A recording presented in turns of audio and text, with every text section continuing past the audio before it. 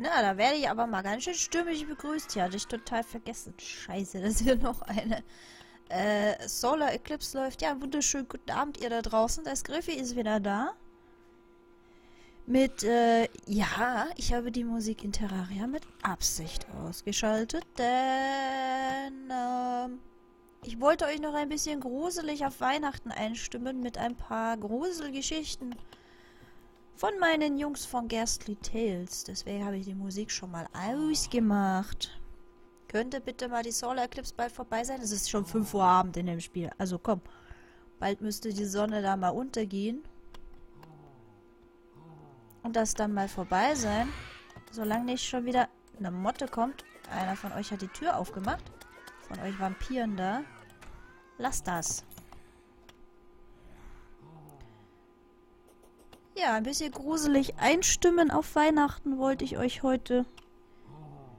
Alter, so viel Monster.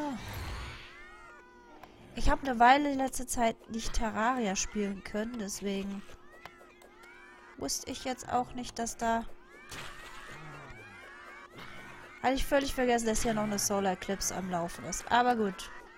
Dann werden wir uns da halt noch ein bisschen durchprügeln. So. Ist sie bald vorbei. Jetzt ist es 6 Uhr abends. Mann, Mann, Mann. Da kommt doch schon wieder ein Frankenstein angewackelt. Lass mich doch in Ruhe. Ach du meine Güte. Ey, was machst du da in meine... Das ist mein Keller. Nein, nein, also. Kriege ich den tot, bevor er mich tot macht? Ja, so. Sehr gut. Aber, ja. Vorteil Singleplayer. Blub. Wenn ich in ein anderes Fenster reingehe, hält es das Spiel an. Hahaha, sehr schön. Dann kann ich nämlich nur in Ruhe weiter erst einmal erzielen, bevor ich dann tun werde, was ich tun will. Nämlich wieder ganz, ganz, ganz langweilige Dinge, nämlich Dreck verteilen zwischen meinen Tunneln.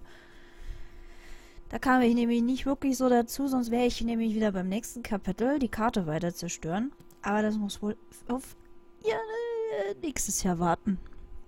Weil vorher schaffe ich das nicht mehr. War halt so viel zu tun mit Epic Battle Fantasy, ein Bewerbungsgedöns, dann war ich unterwegs, habe heute zum Beispiel ein tolles Weihnachtsgeschenk von meinem Papa besorgt. Da war eine Künstlerin wieder im Itemshop, die Spock, die auch immer wieder die Zeichentreffen mal leitet dort.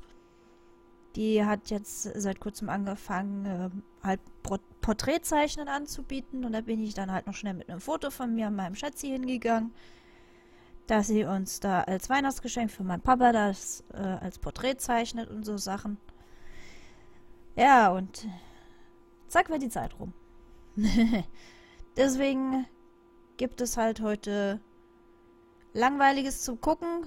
Ich verteile Dreck, aber nicht ganz so Langweiliges zum Hören heute. Wie gesagt, ich habe mir meine Jungs von Ghastly Tales wieder ausgegraben. Der gute Michael Whitehouse hatte da nämlich letztes Jahr, genau, ein paar weihnachtlich gestimmte Horrorgeschichten geschreibselt, vertont und ein bisschen mit Musik hinterlegt, und die werden wir uns innerhalb von den 2 Stunden dann, ja, ein bisschen anhören.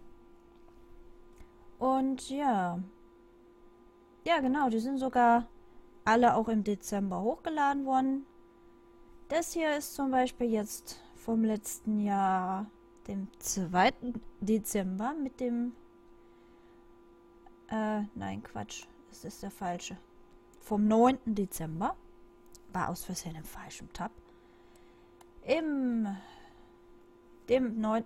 9. Dezember haben wir hier eine wunderschöne Geschichte über einen Weihnachtsbaum. Habt ihr schon einen Weihnachtsbaum? Ey Leute, am Sonntag ist es soweit. Ist Heiligabend, ne? Also ranhalten, wenn ihr noch keine Bäumchen geschmückt habt, wenn das bei euch so Tradition ist. Wir machen das nicht so gerne, das ist uns zu viel Dreck. Außerdem haben wir hier nicht so schön Platz hier in der Wohnung für einen schönen Weihnachtsbaum. Ist sonst auch für den Baum ein bisschen blöd. Außerdem sind wir ab 25. sowieso weg.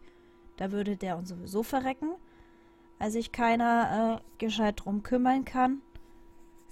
Wenn da eine ganze Woche dasselbe Wasser drin steht, geht nämlich auch so ein Weihnachtsbaum kaputt.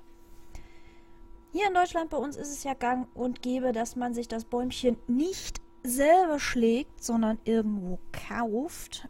In anderen Gegenden ist es vielleicht teilweise noch üblich, dass man sich allerdings den Baum selber aus dem Wald holt.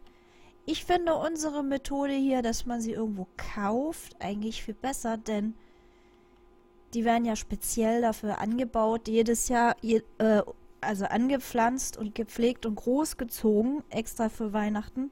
Wenn man allerdings so einfach so in den Wald reingeht und sich irgendwo einfach irgendwie einen Baum aussucht und sich den da abhackt, da ist allerdings nie so ganz sicher, was man sich da vielleicht noch mit ins Haus holt, was vielleicht nicht unbedingt ins Haus gehört. Ich werde euch mal die kleine Geschichte vorspielen, so wie sie auf dem Kanal von Ghastly Tales, Link gibt es unten bei mir im Twitch-Kanal unter Special Guest oder halt eben später im Upload des Streams unten in der Videobeschreibung.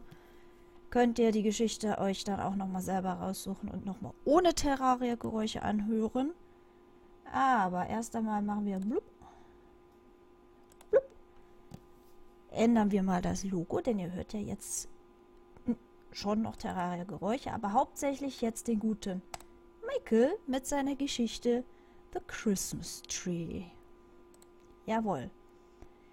Ich werde das Ganze ohne irgendwas rauszuschnippeln, so wie er es hochgeladen hat, abspielen. Also jegliche Erwähnung seines Weihnachtsgeschichten, Gruselgeschichtenbuches und alles ist damit dabei.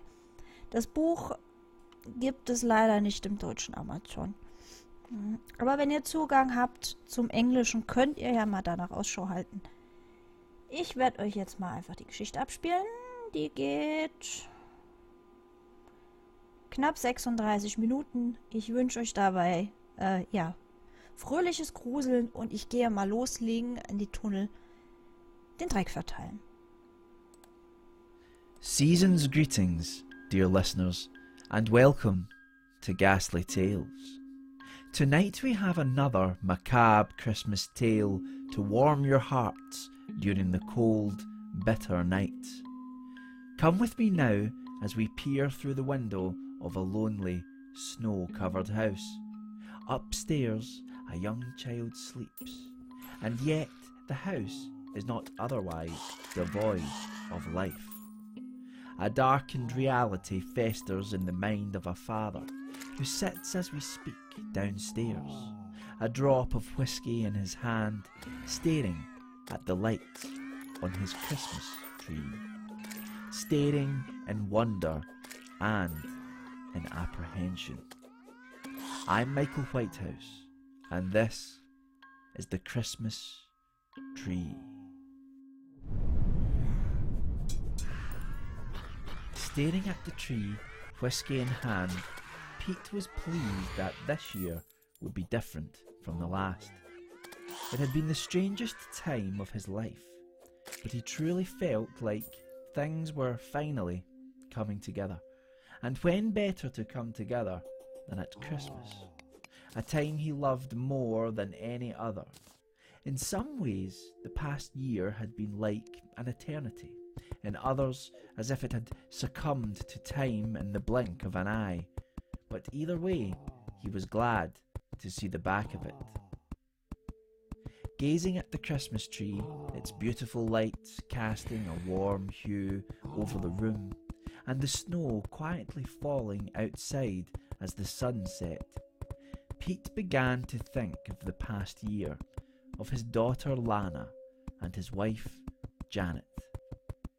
It had started with a normal December, 12 months earlier. The small town in which they lived was covered in a thick layer of snow at the time, the residents spending most of their days clearing driveways, and Pete's wife going off for one of her usual wanders.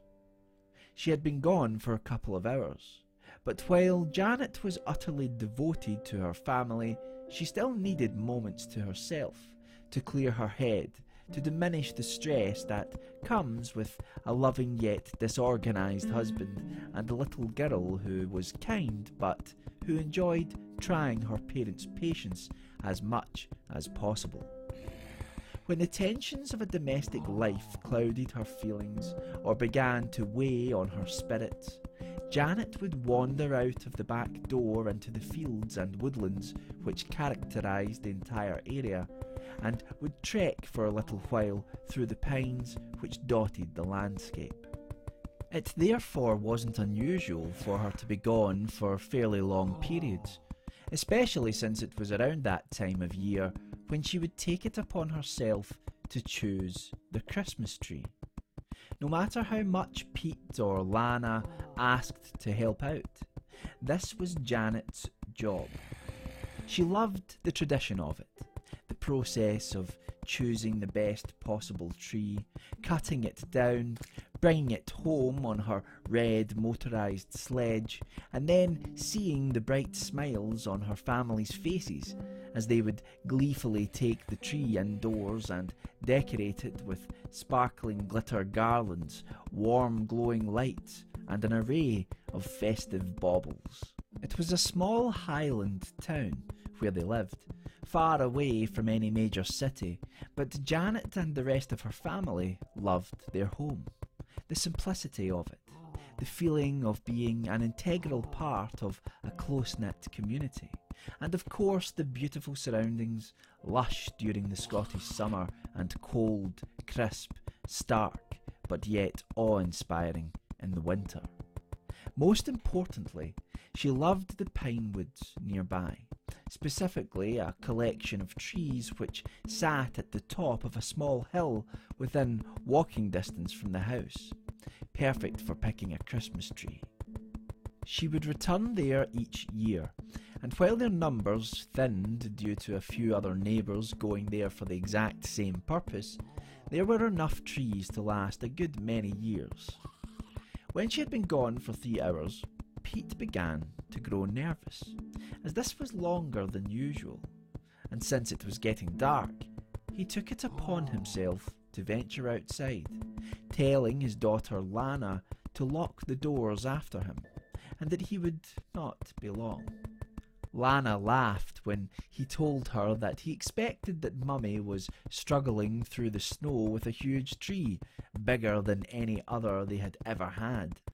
Pete loved to see the excitement in his daughter's face at that time of year, and he told her to watch from her bedroom window to see what they would bring back. With this, she excitedly ran up the stairs straight to her window before he had to call her back down to lock the door. Gazing at the beautiful tree, he could remember that night like it was yesterday. The snow was crisp on the ground and crunched under his feet as it began to freeze. Small flakes fell from the sky occasionally, but Janet's footprints remained uncovered. Even without them, Pete knew where they were heading. The hill where Janet returned each year was a 40-minute hike away, only 10 when using a sled. She would pick a pine tree from there. In fact, sometimes she picked 2, one around 6 foot, the other a young tree about half the size, if they could find one suitable. It was difficult at times to find smaller trees, as they seemed to be rare in that area. Everyone in the town seemed to like the idea of having a small tree in their children's bedrooms, so people would climb up there with an axe and take what they wanted, so there weren't as many at hand.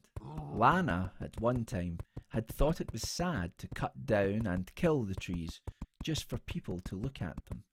But Pete explained to her about the importance of tradition, and that he was sure more would grow back. With time, she forgot this protest and looked forward to the years when she could have one. If a smaller tree couldn't be found, they had a lovely synthetic one which would sit at her window. Secretly, she loved this just as much, but as her father had said, tradition is tradition.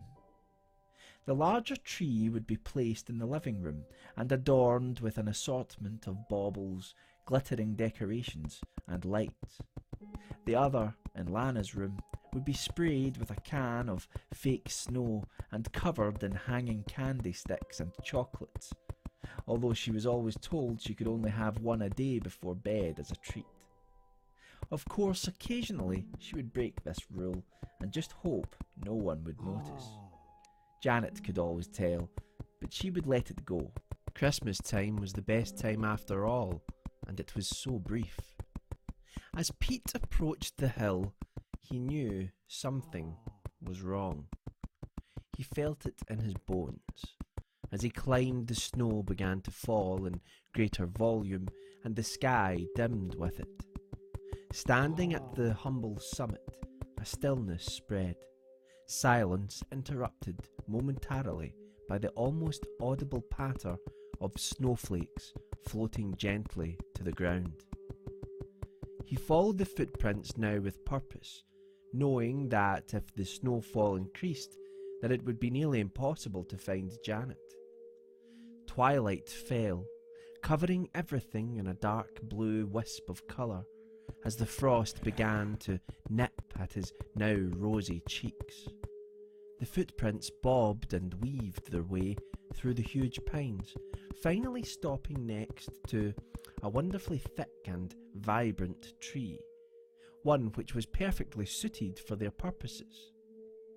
The perfect size, almost 7 foot tall, a deep, life-filled green, and a thick abundance of branches and pines which made it almost impossible to visually penetrate its cover in such a light. But yet Janet was nowhere to be seen, and as far as Pete could tell, there were no other tracks in the snow leading away in any direction. She had most certainly been there, but where had she gone? This was both puzzling and worrying. It seemed impossible, but there they were, Janet's last 2 footprints, engraved in the ground, but the snow all around, virgin, undisturbed, and lacking all signs of life. It was as if she had just vanished into the night.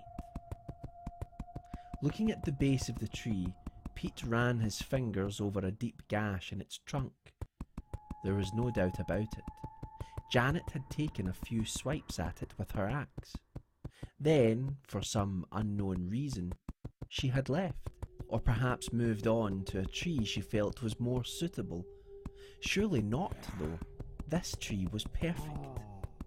That must have been it, though. She must have moved on. Perhaps there was some random, freakish flurry of snow which covered her tracks. Yes, that must have been it. But Pete knew this was wishful thinking. He had lived there for years, and in all of that time he had never seen such a thing. Then he saw it. Several metres away, lying in the snow, was Janet's axe. He rushed over to the object, falling once as the snow deepened. Rising to his feet, it was now unmistakable. It was partially covered in snow, yes, but it was Janet's axe, all right. It lay there much like the footprints, isolated but with the absence of any human imprints. It was as if the tool had been dropped from a great height, but Pete did not care to speculate. A sense of growing worry permeated his mind as the thought of Janet lying somewhere injured increased his anxiety. Shouting his wife's name repeatedly drew no reply, as darkness now began to creep ever closer. If she was hurt, he would have to raise the alarm and get the town out looking for her, along with mountain rescue. She wouldn't survive long in the snow and that biting cold. At this thought, the panic grew. Worry, fear, hurt that can only be felt through love. With torch in hand, he continued in the direction the axe had taken him. As he entered a thick den of pine trees, he noticed the broken branches littered on the ground, as if something had rushed past, tearing them apart and breaking them off on impact. Maybe Janet ran through here. The scale of the damage, however, looked too great to have been dealt by one person alone. Had he been in any other country, he would have assumed a bear was nearby. but they had been hunted to extinction in Scotland long ago, along with the wolves and any other predators. For a moment his torch reflected off of something scuttling under a bush, but it looked more like an insect than anything else, and again far too small to cause such devastation. Pete fixed his scarf, trying to cover his face as the frost bit deeper, but just as he did so, something caught his eye, something on the ground. Shining his torch on what he at first thought to be a dead animal was the crumpled body of Janet, lying still on the ground. A heart attack, they said. A heart attack. Pete had seen her face.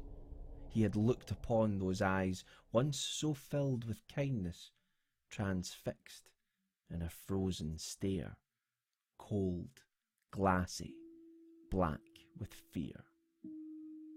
Her hands were clenched in front of her, and the pathologist told him that this was perfectly normal for one suffering such a massive heart attack in such low temperatures, as was the contorted look on her face. Although at the mention of this, Pete saw a flicker in the pathologist's eyes, which gave away that he was as puzzled by that look as anyone else. A look Pete would never forget. Darling Janet, love of his life, mother of his children, dying alone in the cold, with lips pulled back over teeth in agony, frozen into an inhuman sneer. The whole ordeal had devastated him.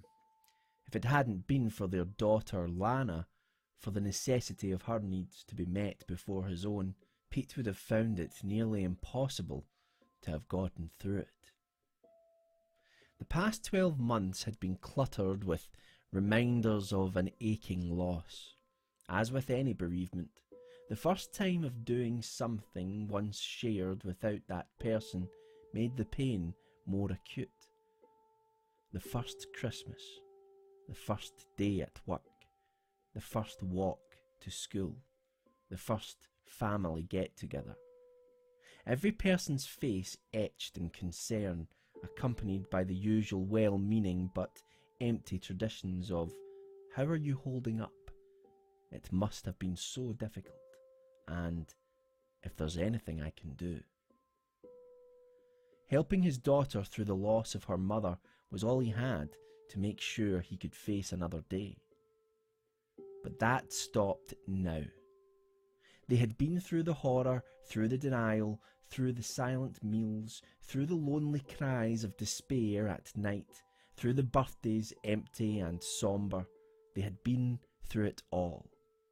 All these firsts were over.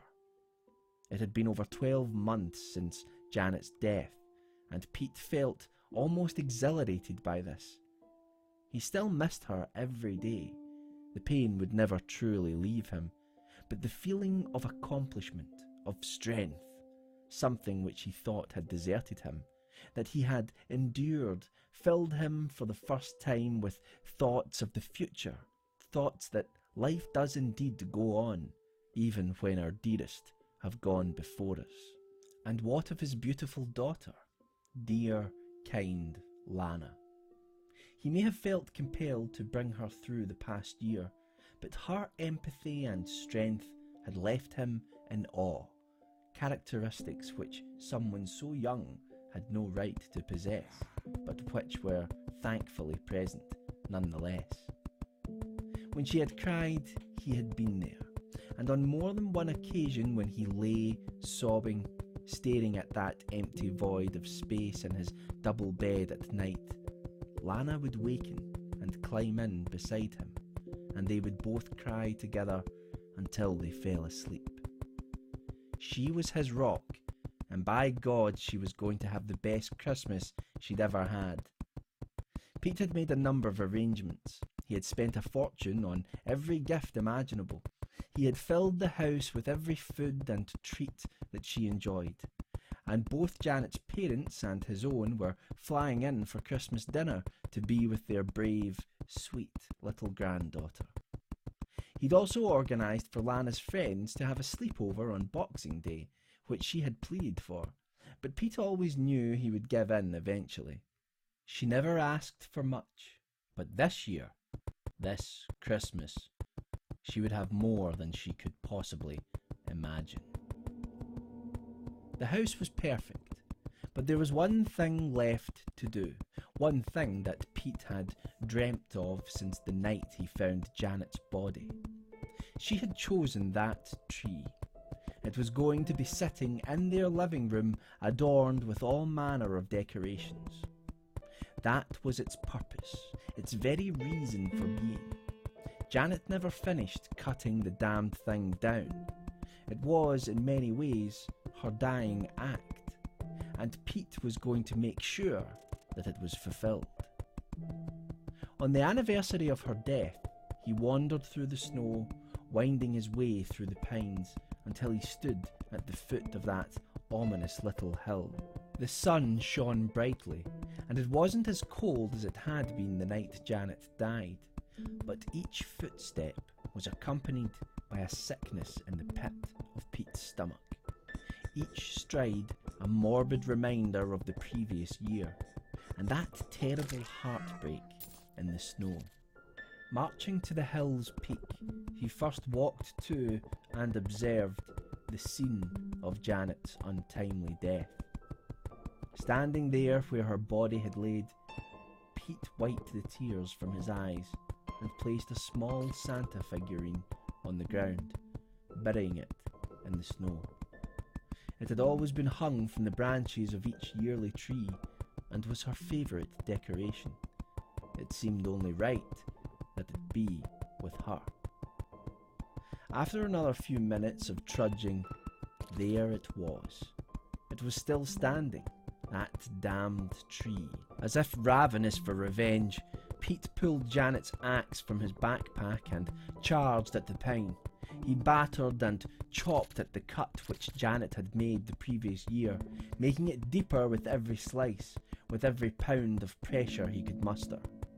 The tree groaned and creaked as if in pain, but Pete did not care. This tree was the final reminder of Janet's death. Whatever had happened that night, it happened because of that tree. As crazy as it seemed, it all made sense for a moment, and then clarity was clouded by mundane reality. She had simply died of natural causes. With the roar of cracked wood breaking under its own weight, the tree swooned and collapsed to the ground in defeat. Tying a rope around its trunk and then using string to fold its branches inward, Pete dragged that memory, that cold-hearted pillar of nature's brutality, through the snow, over grass and gravel, and finally to the sled, and then home. He was victorious. With little thought for carpet or furniture, he dragged it up the stairs into the house and placed it in front of the window in the living room, wedging it upright into an old wooden stump they had used as a stand every year. Breathless and covered in sweat, he stood back, looking at the tree, standing tall over all it surveyed. "You picked a good one, love. You picked a good one," Pete thought. He held back the tears and waited for Lana to return home from her friends. Pete put an old Christmas film on the television as they both decorated the tree together, singing, laughing, and being a family.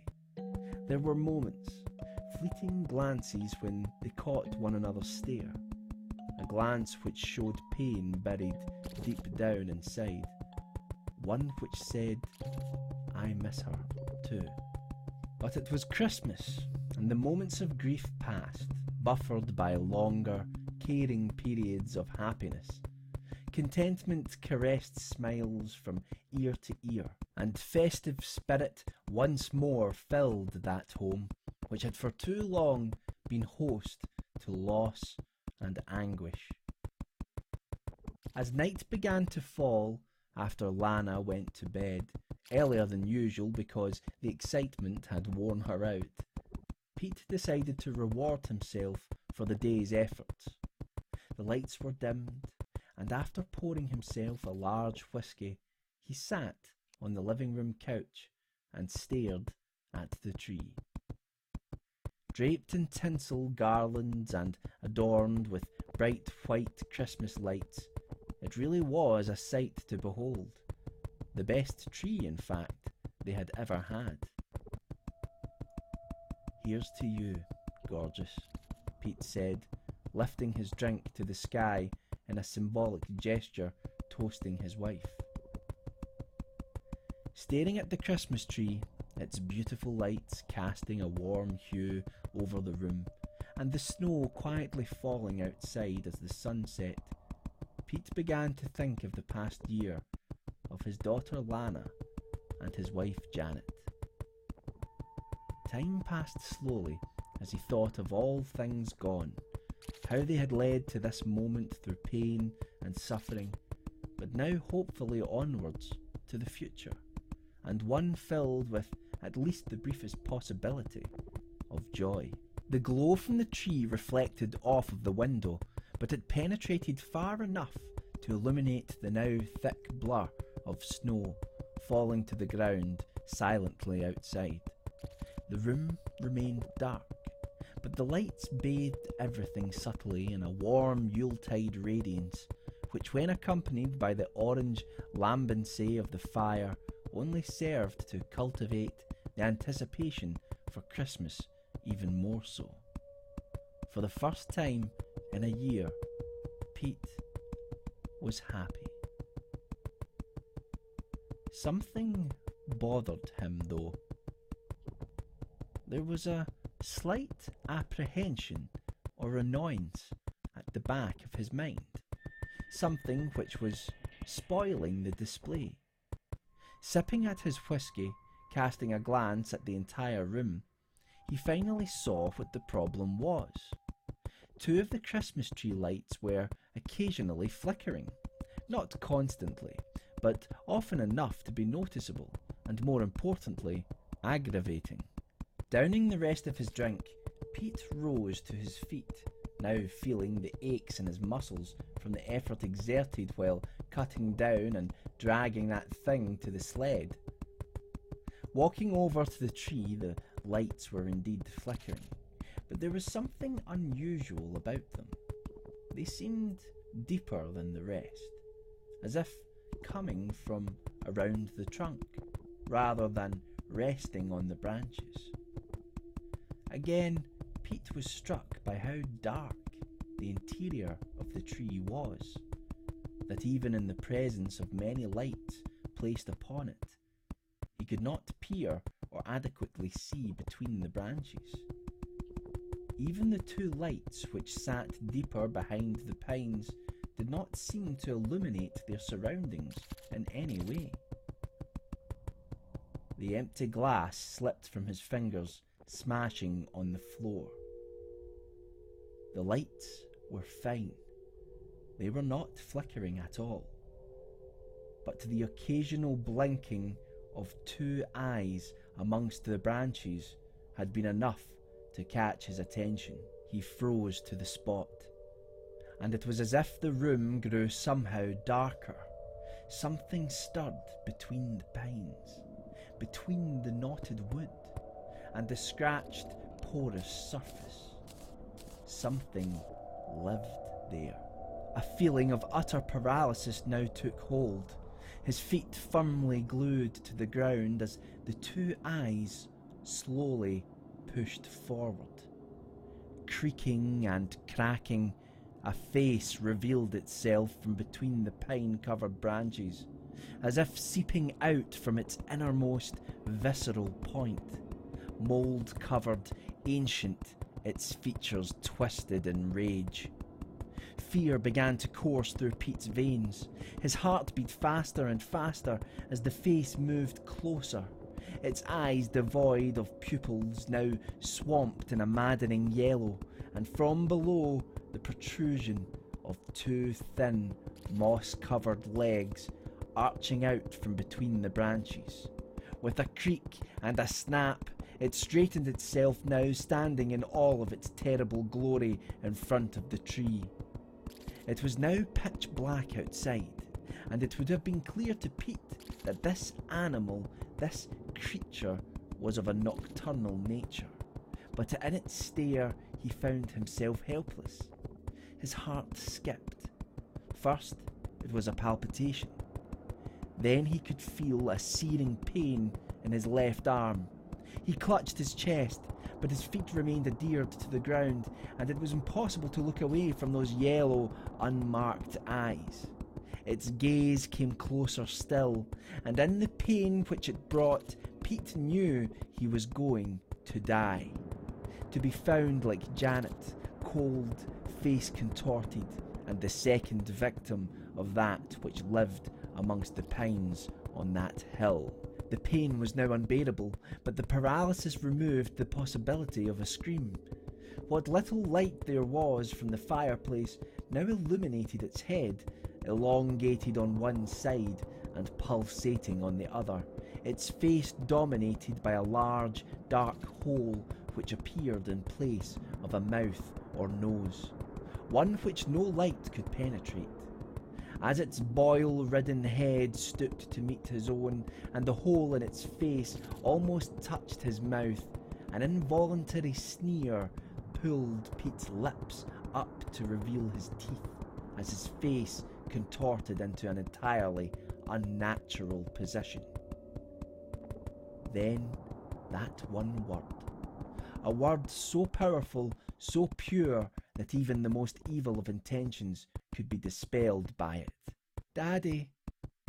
With the snap of wood, the gargoyle-like creature turned its wide, yellow gaze to Lana. Standing at the bottom of the stairs in her pyjamas, her scream echoed out into the night.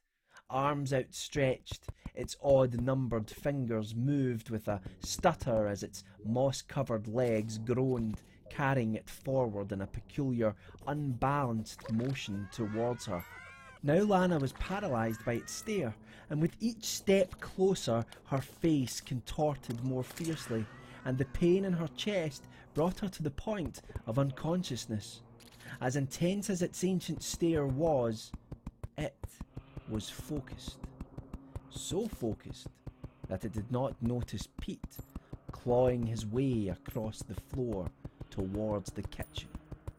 The wooden creature's unsure movements made it appear more like a puppet than a thing of autonomous purpose, and as it reached Lana, it cupped her face in its uneven hands and stared wide-eyed and pupilless into her face. Tears streamed down her cheeks. The sound of feet running then suddenly filled the air, and as the creature twisted to investigate, a loud crack was heard as Pete ran up onto the couch, jumping high into the air, bringing Janet's axe down deep into its spine. No blood ran or gushed, but a plague of unfamiliar insect-like critters poured out of the wound. Instead of a howl of pain, the creature emitted a crescendo of strange squeals and clicks before throwing Pete to the ground and smashing through the back door. Lana's father gave chase, but it was impossible, as the wooden creation moved at an unimaginable pace, gliding on the ground with each stride, leaving no footprints in the snow.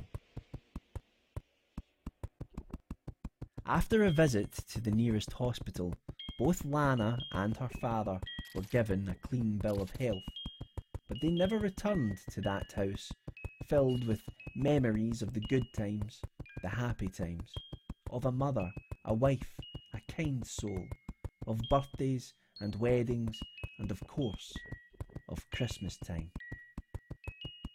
Pete didn't know what that creature was, whether it was alive or dead, or something else entirely inconceivable to the human mind. But he made a solemn promise to himself from that moment on. Never again would he cut down a tree, decorate it, and take enjoyment and its appearance as it died.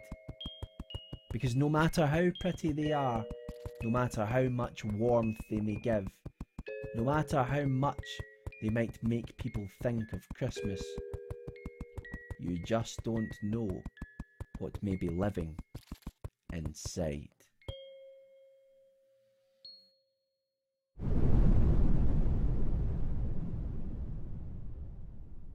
I hope you enjoyed tonight's seasonal tale of horror. This story and 3 others appear in my book, The Horrors of Christmas. If you'd like to support the show, you'll find links to all of my books in the show notes below, as well as links to our YouTube channel and all of our audio content via iTunes and Libsyn, where you can leave a review of Ghastly Tales, which helps spread our darkness to the uninitiated. Well, the blizzard outside seems to be subsiding. Time for you to be on your way. But do keep your wits about you on your way home, especially when you pass the woods. You don't want to cross paths with that which lives there alone. Unpleasant dreams, dear listeners, and I look forward to our next meeting for another ghastly tale.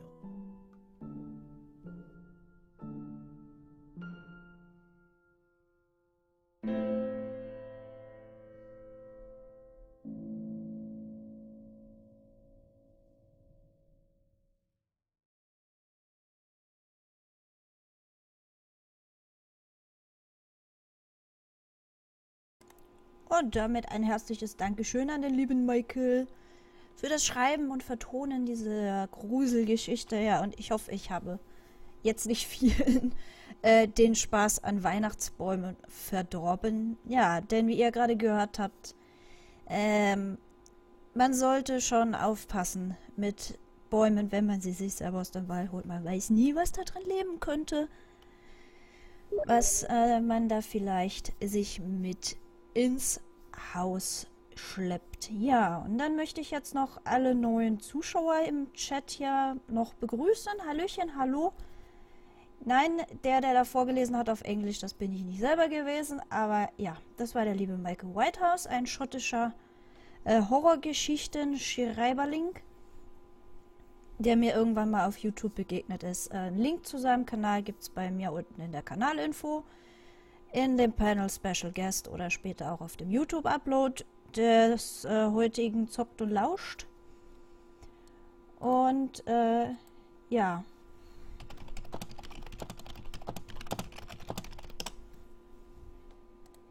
Ich wurde gefragt, was ich denn da mache. Jetzt kann ich das auch, jetzt wo ich kein Redeverbot mehr habe, denn ich will ja die Geschichten nicht unterbrechen. Kann ich das jetzt in aller Ruhe gerne hier noch erklären. Ich habe meine ganze Karte hier angefangen zu untertunneln.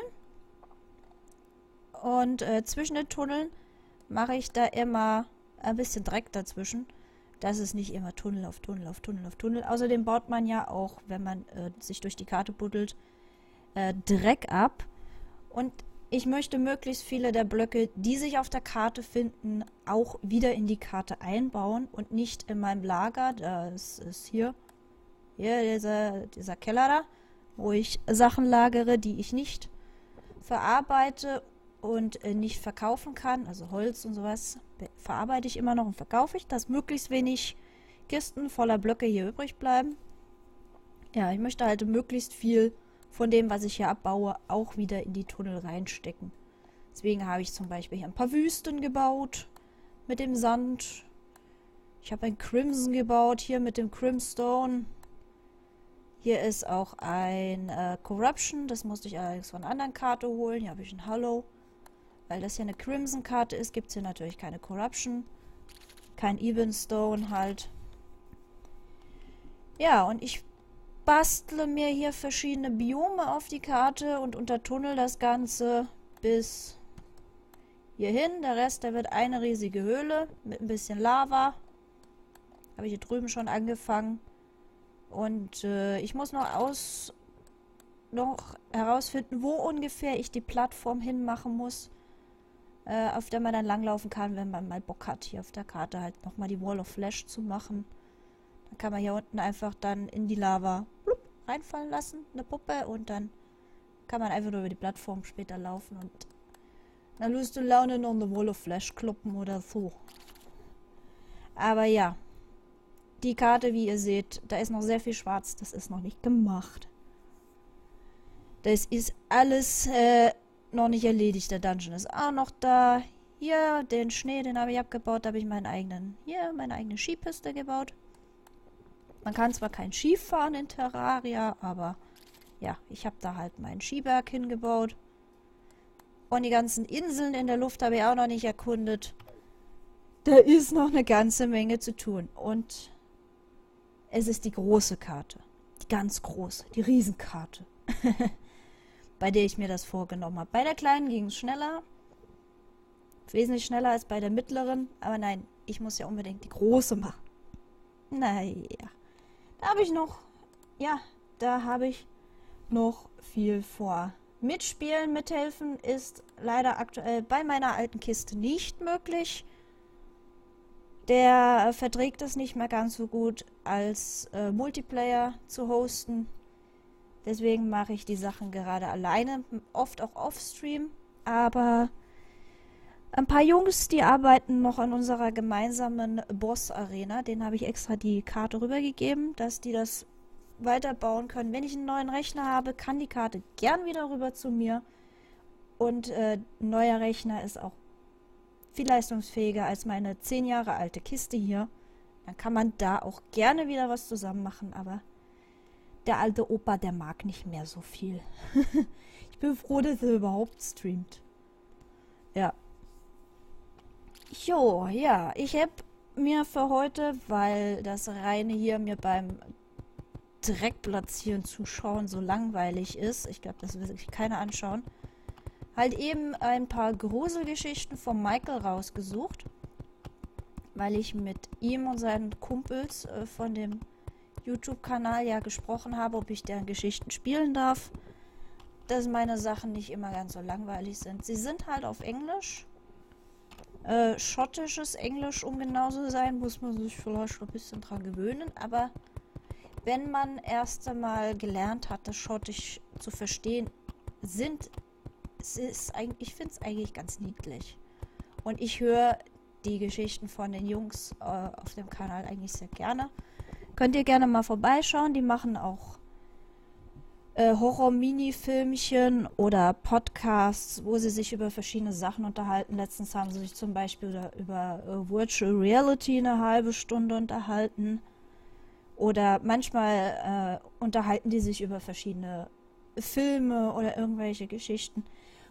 Oder erzählen schottische Horrorfolklore. Na, da wo sie halt herkommen, die Jungs, sind alle aus Schottland. Und solche Sachen findet ihr dann bei denen auf dem Kanal. Könnt ihr ja gerne mal reinstöbern. Die Geschichten, die ich heute alle spiele, findet ihr in der Playlist, wie heißt sie? Michael Whitehouse's Terrifying Tales. Da habe ich schon mal ein paar draus gespielt. Aber weil ja am Sonntag Weihnachten ist, habe ich mir für heute hauptsächlich die Weihnachtsgeschichten rausgepickt. So. Also den Weihnachtsbaum, den haben wir aber jetzt durch. Ich habe noch 2 andere Geschichten, die sind aber auch ein bisschen jetzt kürzer als der Weihnachtsbaum. Wobei, die eine ist, glaube ich, nicht so viel. Ja, statt 35, 36 Minuten ist die nächste jetzt ungefähr 24. Und die letzte nur ungefähr 12 Minuten. Also, da können wir uns auch ein bisschen mehr noch nebenbei unterhalten, wenn ihr wollt. Aber ja. Meine Welt sieht lustig aus, gell? Aber sie ist noch nicht fertig. Ich hoffe, es sieht so toll aus am Ende, wie ich mir das vorstelle. Aber da stecken noch mindestens 300 weitere Spielstunden Arbeit drin. Zu den mittlerweile, bevor ich jetzt eine falsche Zahl sage, BIP, Spiele, Terraria. Aktueller Stand heute 655 Stunden. Ja. Da habe ich noch ein bisschen was zu tun. Aber ich habe ja so ein paar feine Sachen, wie zum Beispiel den UFO-Drill da. Den Mount. Mit dem geht das Abbauen zum Beispiel ganz schnell. Ja, das wird schon. Wir machen jetzt noch ein bisschen weiter Gruselgeschichten. Und zwar, nachdem wir uns jetzt mit dem Weihnachtsbaum beschäftigt haben, was ja bei vielen Familien Tradition ist, ne? Das Schmücken des Weihnachtsbaumes im heimischen, meistens Wohnzimmer. Also ich kenne das zumindest bei mir so. Bei meiner Oma stand er im Wohnzimmer, bei uns stand er im Wohnzimmer. Steht eigentlich meistens im Wohnzimmer. Aber ja, was zu Heiligabend, die Geschenke lasse ich mal weg. Eine Gruselgeschichte über Geschenke habe ich nicht. Aber was zu Weihnachten auch immer so dazu gehört, ist ja das gemeinsame Essen mit der Familie.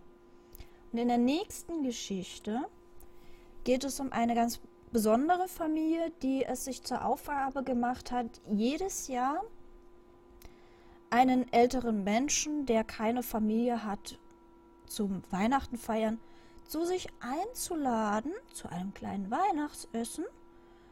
Und ja, damit er halt nicht so einsam ist, aber sie haben mit der entsprechenden Gast, den sie da immer einladen, noch ein bisschen mehr was anderes vor, als nur Weihnachten zu feiern. Ja, also ich hoffe, euer Englisch ist gut genug, dass ihr die nächste Geschichte auch versteht, was die lieben Cardinals, so heißt die Familie, wenn ich das gerade richtig im Kopf habe, denn so mit ihren Weihnachtsgästen treibt. Die nächste Geschichte heißt, wo ist denn mein Bannerchen dazu? Blablabla. Ich habe nämlich immer so ein Banner vorbereitet. Da ist... Habe ich den Banner vergessen zu speichern? The Christmas Tree, The Passenger. Ich habe den Banner vorhin vergessen zu speichern. Kann das sein? Nein, das ist mir jetzt aber peinlich. Ich glaube, das ist nämlich der falsche. Oder ich habe ihn im falschen... Nee, da ist er doch. Ach, ich habe jetzt gerade schon mir Sorge gemacht. Hier, das Weihnachtsfest mal. Christmas Feast, auch von Michael Whitehouse. Der vertont seine Sachen gerne selbst und klimpert auch, also komponiert auch das Klavier da im Hintergrund auch immer noch selber mit dazu. Das finde ich ziemlich cool, dass der nicht nur schreibt, sondern halt eben auch alles vertont und das Ganze. Und ja, er hat eine Geschichte über die Cardinals geschrieben und ihre ganz besondere Art von Weihnachtsgästen. Ich wünsche euch viel Spaß. Ich werde mal mich weiter um meinen Dreck kümmern, aber im Chat bin ich trotzdem immer da. Ich habe immer ein Auge drauf, wenn irgendwelche Fragen sind. Einfach reinschreibsen.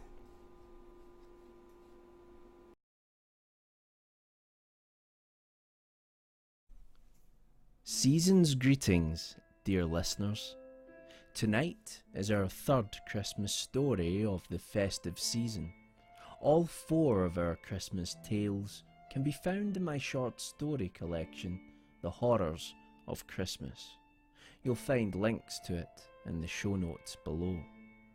Let me take you now to a quiet street on Christmas Day. A family prepares for a feast like no other, a tradition of sorts which stretches back to the Dark Ages. Come, let us join them now. The table is set, drinks have been poured. All that's left is to begin. I'm Michael Whitehouse, and this is a Christmas feast.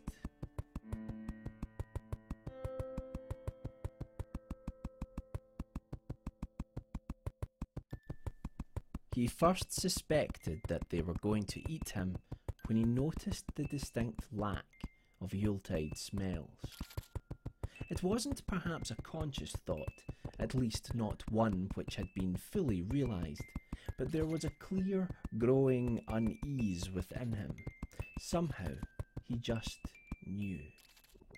Surely if a family invited you for Christmas dinner, the house would be filled with the wonderful aromas associated with that annual feast.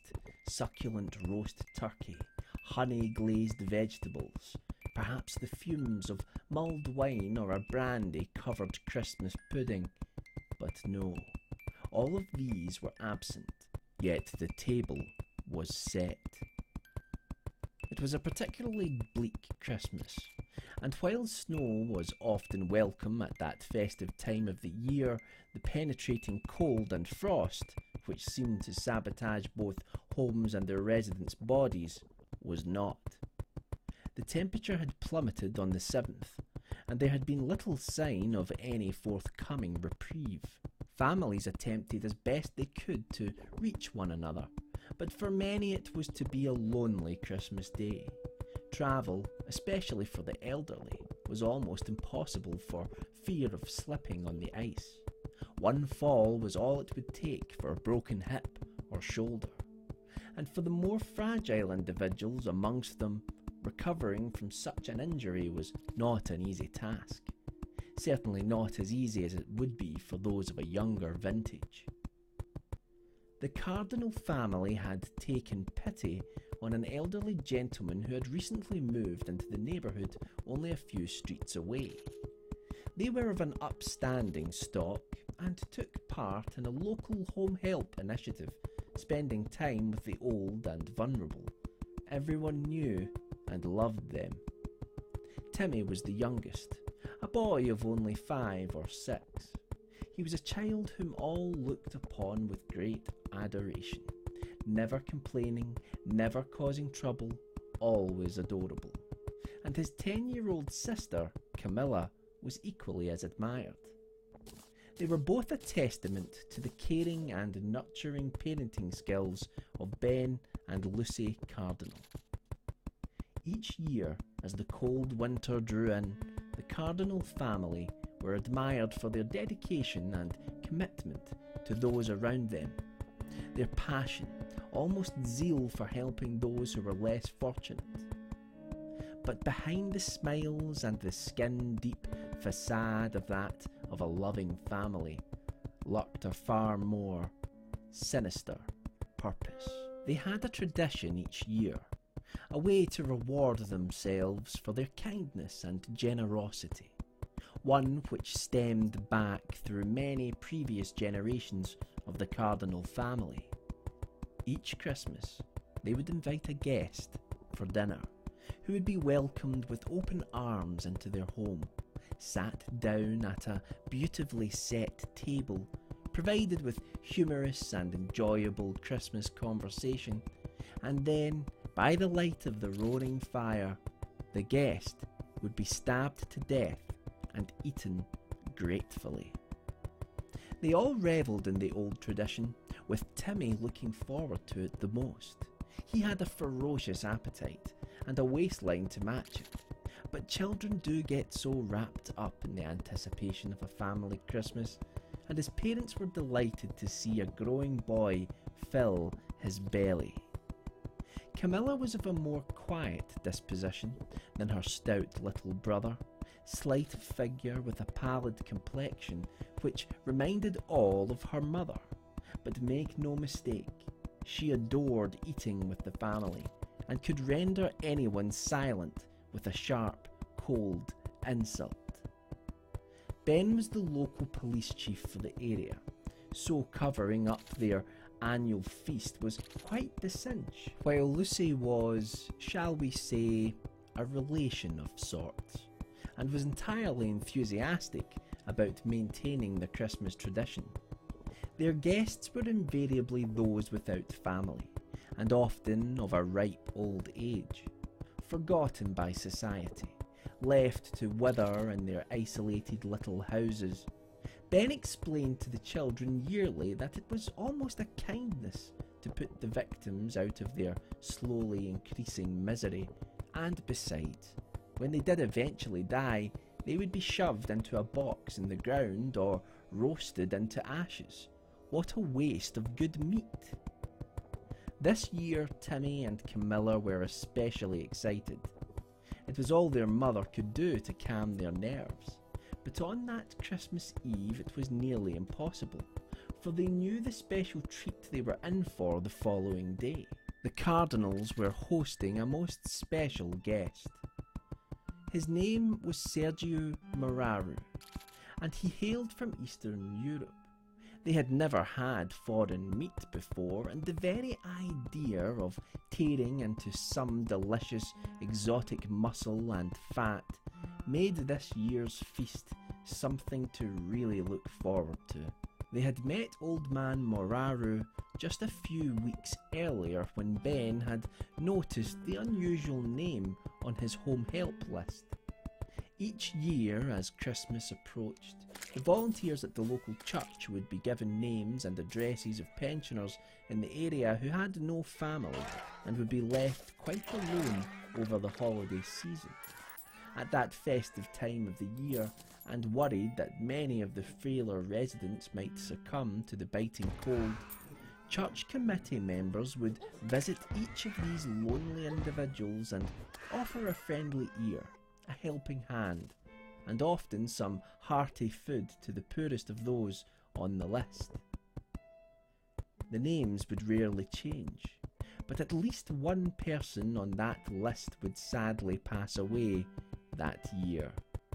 Being an upstanding member of the community and a high-ranking police officer in the area, Ben would often inform the church that one of their flock had sadly passed away, and with no friends or family known, he would concoct a lie, which usually involved a long-lost son or daughter appearing to take their sadly departed parent somewhere far away to be buried.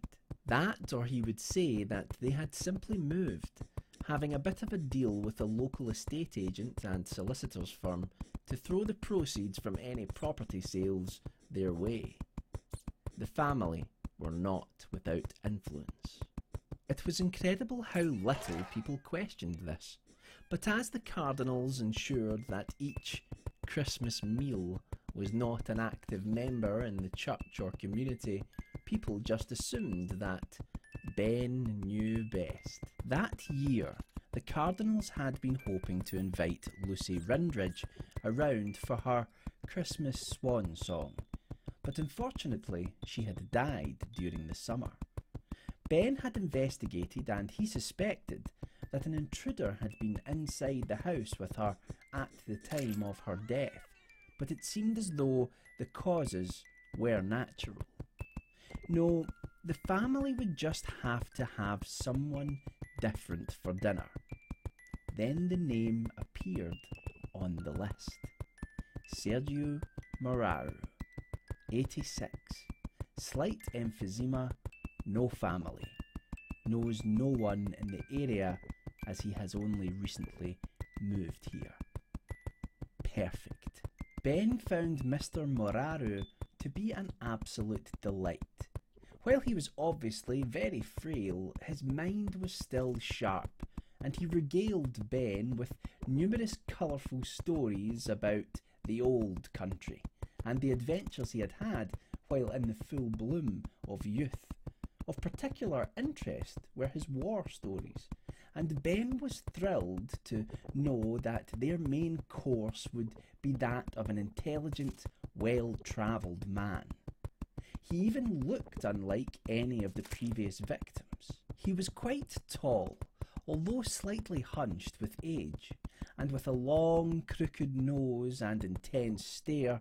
Ben fancied that, in his youth, Moraru would have been quite intimidating. His kind smile and obvious fragile frame, however, left Ben in no doubt that the kids would love him. They enjoyed eating those with character and a gentle disposition. He always enjoyed the meat more if it had a keen mind and was out of the ordinary, as the family religion, one which had managed to stay unseen yet influential throughout the centuries, stated that the eating of another human being would transmit some of its strengths to those who devoured it. As with many of those who can only look into the past rather than into the future, Sergio Moraru enjoyed the company greatly and was touched when Ben invited him to sit at his family's Christmas table. The old man was extremely frail and required the assistance of both Ben and Camilla to help him in and out of Ben's car and then into the house. His emphysema was particularly bad that day, as each step was accompanied by the wheezing, fluid-filled sounds of struggling lungs. Each room of the Cardinal home was draped in a multicoloured selection of rather crass Christmas decorations, with numerous cards adorning every visible table and mantelpiece, showcasing just how popular Ben and his family really were. The table was beautifully laid with a red cotton cloth resting underneath an elegant cream dining set. The old man found that the rest of Ben's family were just as pleasant and congenial as he was. Timmy and Camilla were kind and very well behaved for their age, helping the frail old man to his chair carefully and then waiting on him, topping up his drink as their mother and father busied themselves in the kitchen. Finally, Lucy appeared carrying a huge centrepiece plate. It was unusually large, and as she sat it in the middle of the table, empty and devoid of food, old man Moraru caught a look on Lucy's face. It was brief, and he immediately attempted to disregard it as a product of his imagination, but it unsettled him deeply.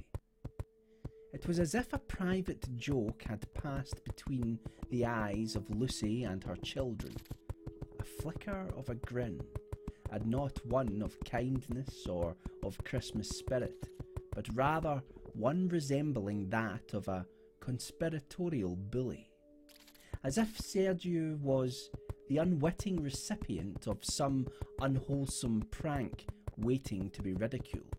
Just as the unease began to diminish, Ben appeared with a large, jagged carving knife and a long, two-pronged fork, which reminded Sergio more of a butcher's implement than that required to cut a decent-sized turkey. A turkey which became increasingly conspicuous by its absence. There they sat for over an hour, each member of the Cardinal family replenishing the old man's drink with enthusiasm and showing concern for every and each cough or moment of uncomfortable breathing experienced by their guest. But it was a strange concern. There they sat gleefully, asking Moraru questions and then listening to the stories and answers which came about his life, where he had lived, how many battles he had fought in. But the interest and concern seemed to be distant somehow. It was only skin deep. Each time their guest mentioned the old country, those same conspiracy-laden glances were traded across the table, as if excited, not by the content of the stories, but rather by the simple fact that Moraru was a foreigner. The absence of not only food, but that of the mere mention of it, was unsettling enough. But what was more perplexing was that Ben repeatedly stole looks towards an antique clock, which sat on a mantelpiece above the fire. Looks which were poorly hidden and betrayed their purpose. He was counting down the minutes to some event. While the old man had no idea what that event was, the certainty was apparent that it was not connected to anything cooking in the kitchen oven. Moraru knew that there was simply no food being roasted, grilled, or even cooled on a window ledge nearby. Whatever was being planned, it was not going to involve him eating a Christmas meal. It was Camilla who stopped smiling first at his anecdotes and historical observations. She had ceased listening. No longer was she politely laughing at obvious jokes and the endearing sight of an old man repeating himself through forgetfulness. Camilla was simply staring. Staring with those pinpoint cold dark eyes, as a snake before a strike. Timmy was next to abandon the act as he began to grin menacingly at Sergio, as his hands gripped a small, serrated steak knife intensely. The most alarming thing was that the focus of Timmy's stare was not the old man's face, but his wrinkled neck. With one last glance at the clock, Ben ceased being the jovial, attentive host and began to run his fingers along the huge carving knife in front of him with a mixture of anger and lust upon his face. Sergio had seen many things in his time, but nothing as surprisingly strange and unnerving as this. Finally, when the clock began to chime, Lucy relinquished her false, endearing shell and exposed the cold-hearted and twisted personality which lay beneath. As the chimes slowly rang throughout the house, one by one, echoing and lonely and piercing in their symbolism, each of the cardinals rose up from their chairs, sharp, jagged knives in hand, and waited. The chime rang once, and they uttered an indecipherable phrase in unison. The chime rang twice, and they increased their cult-like chorus in ferocity and volume. The chime rang 3 times, and then they stopped. All were silent, the house devoid of sound, Christmas spirit, and that of hope. The old man's wheezing grew in intensity as the uniquely bizarre sight of the twisted family about to dine dawned upon Sergio. The family then quietly and efficiently walked around the dining table and stood motionless, surrounding their guest. Just as the old man was about to inquire what was to become of him, the clock on the mantelpiece burst into life one final time. The chime was different from the others. It was sharper, somehow fouler, and echoed once and once only throughout the cardinal home. From behind, Lucy slit the old man's throat from ear to ear as Ben thrust his carving knife deep into Sergio's stomach. Both parents then removed their knives and stood back watching with pride as Camilla cut and stabbed repeatedly, while Timmy thrust his steak knife in and out of Mararu's legs, neck and arms. After a few minutes, the frenzy diminished as both children grew tired, and with one last downward thrust, Timmy drove his steak knife so deeply into the old man's hand that it skewered it completely, embedding itself into the table on which the hand rested. The children now ran to their parents' collective embrace. They hugged and rejoiced in what was a fantastic Christmas game, and now could look forward with delight to some succulent, exotic meat. Arms wrapped around one another, they stared at their victim and began to laugh loudly, commenting on the old fool's stories of times gone by, the war and the old country. As they turned to each other once more, the laughter diminished, and they looked into each other's rosy, blood-covered faces and shared a family moment. This had been one of Ben's favourite sacrifices. But the laughter had not completely ceased. One person was still laughing loudly. Confusion turned to abject horror as the bizarre truth revealed itself. It was Mr. Moraru. Sitting covered in blood, his head tilted back and the deep cut in his throat wide open, The dinner guest laughed loud and strong, a laugh which was both young and old. His head arched forward as he pulled Timmy's steak knife out of his hand, dropping it on the floor. Camilla screamed as Lucy hid behind Ben. What they thought to be a corpse now stared at them all, as they had stared at it with a singular purpose. Timmy began to pee himself and cry as two previously retracted fangs cracked through the old man's upper gum, revealing a serrated and terrifying grin.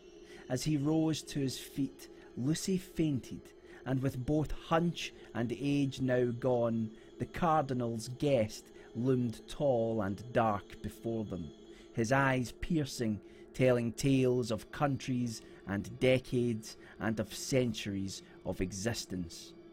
Sergio Moraro ate well that Christmas.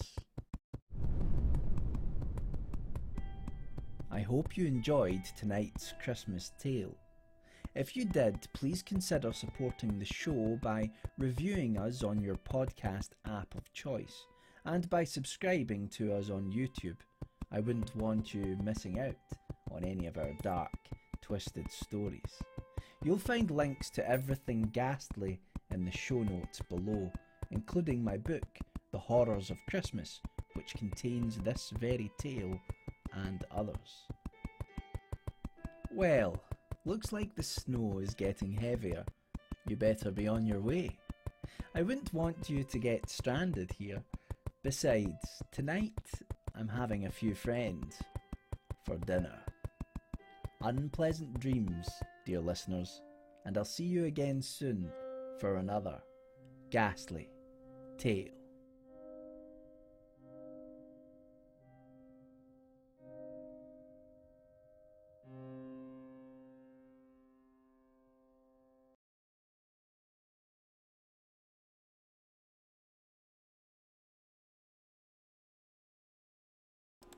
So, das war ja, ein ziemlich krasser Twist in der Geschichte, ne?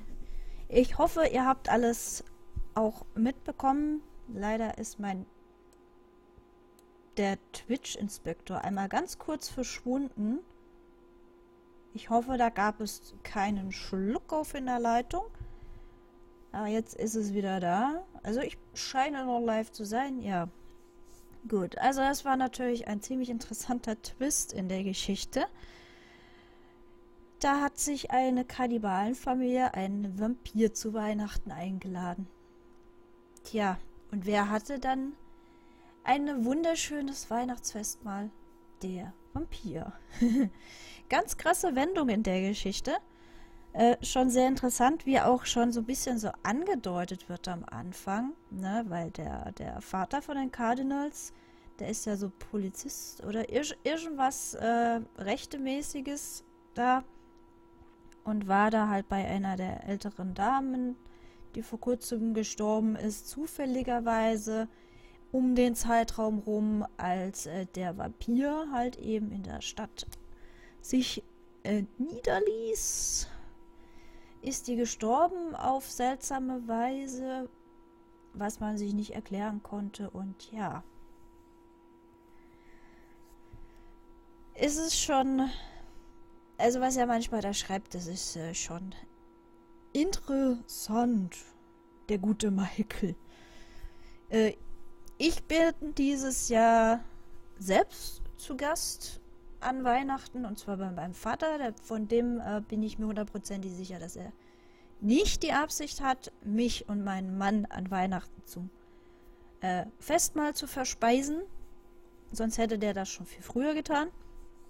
Ich selber wüsste jetzt auch nicht, dass er uns jemanden als besonderen Festtagsschmaus da eingeladen hätte.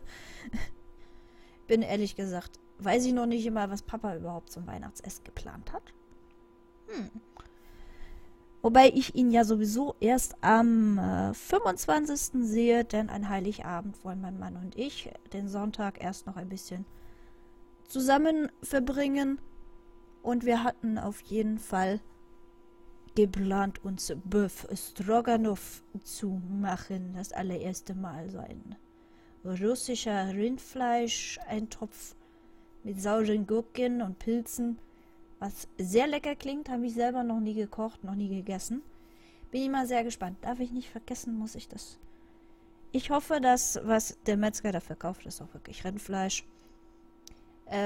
Und nicht was anderes. Aber ich denke schon, dass ich dann auch wirklich da am Sonntag ein Stück Rind in den Topf schmeiße.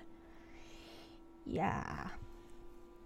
Eine Geschichte habe ich noch, die ist nicht sehr lang. Gut, das ist jetzt auch nicht so wild. Ich hatte eh nur geplant bis 19 Uhr. Ja, 19 Uhr habe ich angefangen. Gott, oh Gott, durch das ganze Chaos die letzten Wochen ist mein Gehirn schon total gaga. 19 Uhr habe ich angefangen. Ich habe eh geplant, nur bis 21 Uhr heute zu streamen. So rum. Damit ich nicht so spät ins Bett gehe heute. Sobald mein Schatzi vom Sport heimkommt, möchte ich schon ziemlich in den Startlöchern sein. Denn morgen ist noch einmal Stream und ich weiß noch nicht, wie lange der dauern wird. Denn morgen ist Endspurt bei Epic Battle Fantasy. Start 19 Uhr, Ende ungewiss, sobald wir ja den Endboss gekillt haben, was ein bisschen dauern kann. Denn davor ist nämlich noch ein Miniboss. Und wenn ich die Limit Breaks da vorher verbrauche, will ich die vor dem Endboss noch wieder aufladen. Denn die Limit-Attacken könnten durchaus ein Vorteil sein, den ich nicht verschwenden möchte, ehrlich gesagt. Den ich wahrscheinlich brauche. Denn schließlich ist das ja dann der absolute Obermotz aus dem Spiel. Ja, apropos Obermotze. Hier auf Terraria sind auch noch ein paar Obermotze. Bevor ich die nicht erledigt habe, nachdem die Karte umgekrempelt ist, höre ich mit Terraria auch noch nicht auf. Mhm. Ja, ja. Aber erst einmal, die Kloppereien will ich ja sowieso mehr mit euch zusammen machen. Das ist nämlich viel spaßiger, wenn man sich gemeinsam den Hintern versohlen lässt. Aber das Gebuddel, das kann ich ruhig alleine machen, keine Sorge. Mit ab und zu einer Hörgeschichte. Heute habe ich noch eine letzte für euch und die...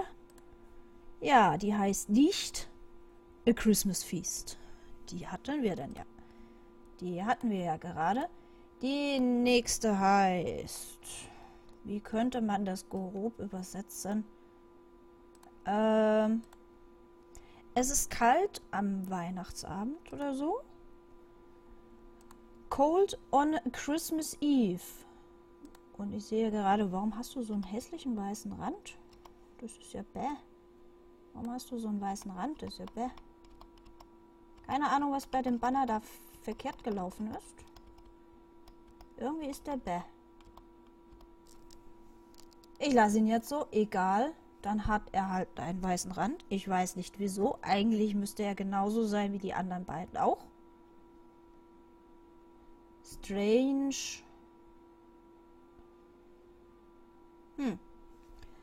Dann sieht das halt jetzt ein bisschen merkwürdig aus. Egal. Also, es ist kalt an Weihnachten. Gut, es ist Dezember, das ist klar. Aber ja, wir mit unseren Wohnungen, wir hier am PC sitzen, warme Heizung und alles. Für uns ist das kein Problem. Aber Leute ohne ein Zuhause, Obdachlose, auf der Straße Lebende, die haben es da jetzt in der kalten Jahreszeit nicht ganz so leicht. Und da ist vielleicht auch die eine oder andere gruselige Wesenheit vielleicht darunter, die vielleicht mal vorbeischaut, ob sich vielleicht auch ein Mensch erbarmt, mal einen Mantel auszuleihen. Nach der Geschichte schauen wir mal, wie er darauf reagiert, ob man es vielleicht tun sollte oder nicht. Wie heißt er? Ja, genau, Cold on Christmas Eve. Geht um einen Mann, der jemanden auf der Straße die Bitte nach etwas Wärme durch seinen Mantel verwehrt und dabei, ja, danach, nachdem er ihm das abgewehrt hat, ein paar sehr seltsame und sehr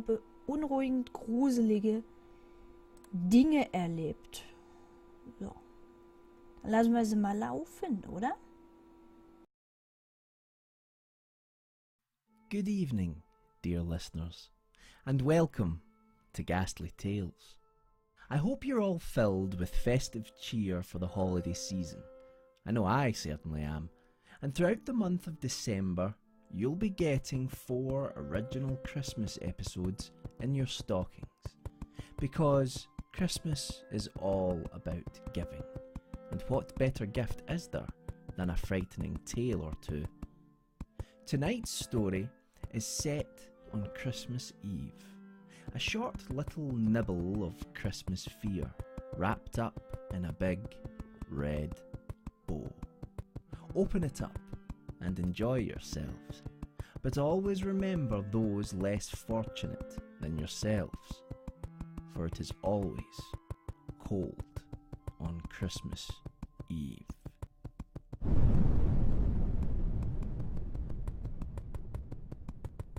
It should have been the perfect Christmas Eve. A thick layer of snow had floated down gently from the sky all day. Wishing my colleagues at the office a Merry Christmas, I put on my long winter coat and scarf and walked out into the snow. It crunched beneath my feet, and as it did so, I was reminded of being a kid, of how special it was when the snow came. Then I thought about my own 2 kids back at home, waiting for me with my wife. That made me smile. That was, until someone grabbed hold of my arm from a darkened doorway. I recoiled at the sight of a homeless man in front of me, his face worn and grey, no doubt from countless nights sleeping in the cold, and his long matted beard gave both the impression and stench that he hadn't bathed in an age. "Spare some change," he said, coughing. Opening my wallet, I hoped to find a small note, but all I had there were 3 20s. I'm all for charity, especially at Christmas, but as the man looked down at the larger notes, I had to dash his hopes. "Sorry, I don't have anything smaller," I said. "But it's cold on Christmas Eve," he said. I didn't know what else to do, so I simply said sorry and walked away. It was 6 p.m. and the sun had long since set. The streetlights lit the way, and as I walked towards the outskirts of town, I took in the silence. No cars, no people. Everyone was home, I suspected, wrapping presents or preparing a feast for Christmas Day. Considering how cold the air was, I was looking forward to doing the same when I got home. As an icy wind blew down the street towards me, I stopped for a moment to adjust my scarf, pulling it closer to me. Looking up at a street lamp, flakes of snow silently moving in front, I saw a bird sitting on top of it. It looked like a crow, or a bird with black feathers at least, but it was difficult to tell. The streetlight was overpowering, and so the details of the bird melted into the brightness set against the jet black sky. It appeared strange to me, more so because of its apparent size than anything else. But for the first time since I'd left the office, the feeling of festive cheer had completely abandoned me. Looking up at the bird, I now felt an emptiness, a loneliness even, on that forlorn street. I felt sorry for it, all alone on Christmas Eve. And just as those thoughts passed me by, it made a noise, something akin to a squawk. The sound unnerved me, and it evoked in me a sense of unease. Instinctively, I looked back towards where I had come, almost expecting to see someone creeping towards me. But on that snow-covered street, we were alone. A chill seeped through the loneliness, and as it did so, I felt my bones grow colder. And so I continued onwards, trying to fill my mind with thoughts of my family, of a comfy armchair waiting for me in front of the television, maybe a drink or two to keep the cold at bay. A noise startled me from above. At first I thought it was the wind, but it was in fact only wind-like. There was something off about the sound. Looking upwards, I saw that I was standing directly underneath another streetlight. Flakes of snow danced above me, resting on my eyelids and face. As I wiped them away, I could see it. The bird. It was sitting directly above me again, on this, a different lamppost. Yet I still couldn't make out its detail, and now I was beginning to be unsettled by the size of the thing. I couldn't be certain, as the streetlight and snow blended together to warp what I could see. Staring at the bird, for a moment, it would appear to be the shape and size one would expect. But when it shifted its weight slightly, I could swear there was more to it. Its black outline more substantial, confused with the night sky. Thoughts deep within me unstuck my feet and pushed me on. Get home, they said. Leave this place. I decided to listen, picking up the pace. I walked further down the street, but as I passed each streetlight, I heard that same noise above, like the wind. Or was it feathers? Another thought reared its ugly head. It sounds more like cloth rustling in the darkness. That impression frightened and overcame me. I began to walk faster. Yet again the noise above sounded, as if the thing, the bird, whatever it was moving from post to post. It's following me, my thoughts offered, and at that I ran as fast as I could, my footfalls sliding in the snow. The night air stung my lungs, and yet as I passed each streetlight, the noise of cloth, of wind, of feathers above followed. Move faster, another thought came, and I did, around street corners, between parked cars, across usually busy roads now silent in the snow. Finally, after several minutes, the noise had ceased. I had outrun it. As I reached my home street, I could run no longer. Standing still, I caught my breath just for a moment. Looking across the street, our Christmas decorations twinkled in the garden. All I could think of was warmth and of the comforts of home.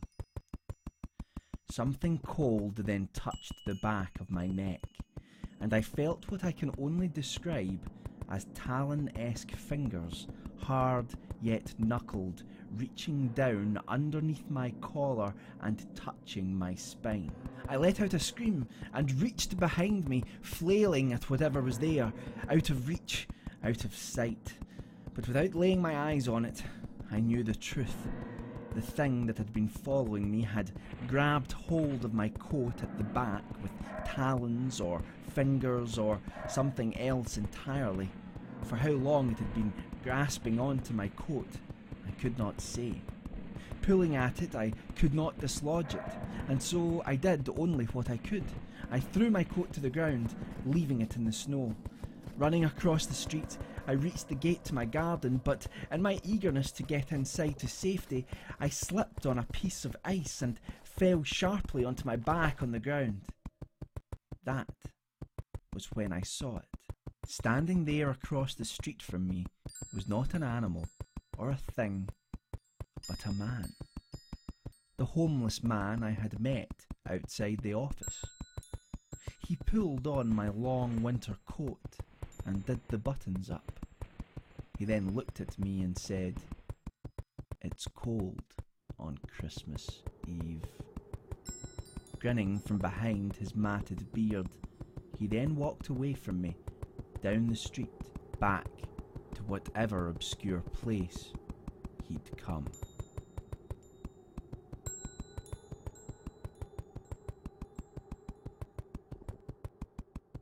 I hope you enjoyed tonight's story. You'll find it and 3 other macabre tales of the festive season in my book, The Horrors of Christmas. If you'd like to support the show, you'll find links to my books in the show notes below, as well as our YouTube channel and all of our audio content via iTunes and Libsyn, where you can leave a review of Ghastly Tales, which helps spread our darkness to the uninitiated. Well, the snow is falling outside. Time to go home once more. But should you hear the sound of rustling cloth or feathers above in the winter sky, do not look up. Quicken your pace, and when inside, be thankful that you made it home in one piece. Unpleasant dreams, dear listeners, and we'll meet again next time for another Ghastly Tales.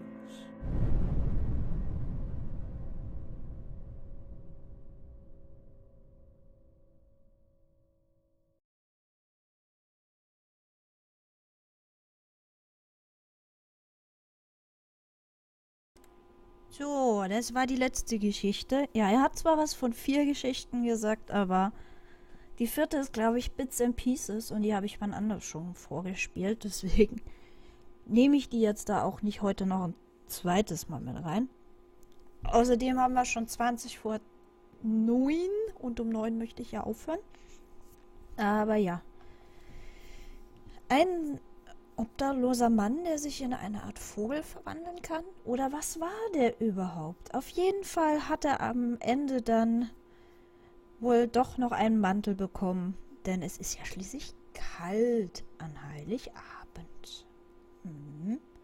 Muss noch nicht mal Schnee dafür liegen. Die Wettervorhersage hier im Raum München ist die nächsten Tage Regen, was ich total eklig finde. Ich habe eigentlich mir auch noch mal ein bisschen mehr Schnee erhofft, aber es ist jetzt gerade wieder milder geworden und dann kommt da so ein Regen darunter, der macht aus dem Schnee, der letztens gefallen ist, wieder so ein Matsch und macht die Luft so feucht, dass man mehr friert, als wenn es geschneit hat, was ich irgendwie ein bisschen blöd finde. Auf der anderen Seite, ich will mit dem Zug am 25. fortfahren und wenn da irgendwie die Leitungen dann einfrieren oder so ein Käse, sieht es eventuell auch kacke aus mit der Zugfahrt. Ich werde mich da vom Wetter her auf jeden Fall mal überraschen lassen. Also, wie er schon gesagt hat, wenn ihr plötzlich das Rascheln von Stoff oder Federn hinter oder über euch hört, im Dunkeln auf Heimweg zu einer Weihnachtsfeier, zu der ihr eingeladen seid oder zu eurer eigenen Zuhause, dreht euch nicht um, beeilt euch.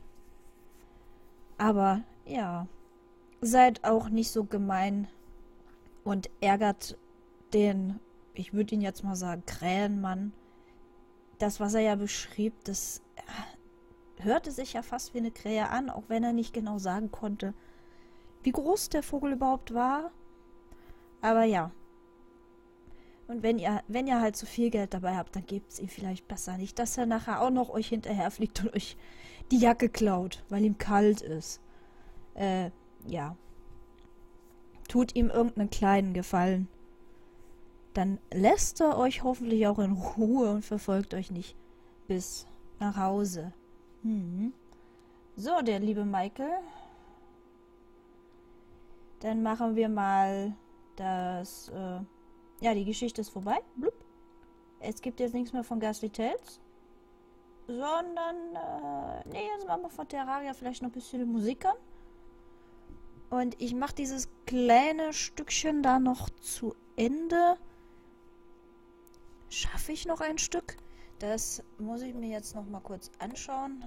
Es ist eigentlich ja recht kurz. Ja, ich schaffe noch einmal in die andere Richtung zurück. Aber erst einmal, dass es nicht so still ist. Machen wir ein bisschen Musik. Ja, das ist schon ein bisschen arg leise. Oder ist das nur in meinem Ohr so? Ne, ich bin mir sicher, ich habe sie immer auf 10 gehabt. So. Werden wir noch einmal zurückgehen und dann werde ich aufräumen. Oh, ich hasse sie. Deswegen werde ich hier den jetzt auch aufhören mit dem nächsten Tunnel. Ich musste erst wieder was von dem Sand abbauen. Weil sonst habe ich ständig diese verdammten Djinns da an meinem Hintern. Und das mag ich überhaupt nicht. Das nervt. Ja.